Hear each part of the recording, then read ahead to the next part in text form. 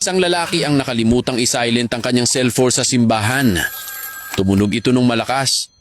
May mga taong nagbulungan, humusga. Pati ang pare, pinagalitan siya. Dahil sa sobrang hiya, umalis siyang mabigat ang loob.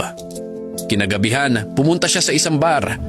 Dahil malungkot at lutang ang isip, aksidente niyang nabasag ang isang baso. Sabi ng waiter, "Okay lang po sir, ako na maglilinis." Dagdag naman ng bartender, "Huwag kayong mag-alala, nangyari talaga yan." May isa pang customer na inalok siya ng inumin.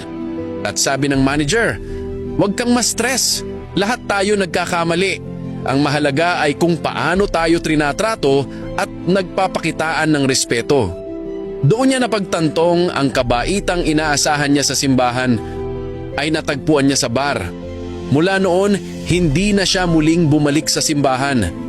Dahil minsan, ang tinatawag nating mga makasalanan ang mas may puso kaysa sa mga nagsasabing sila ay banal.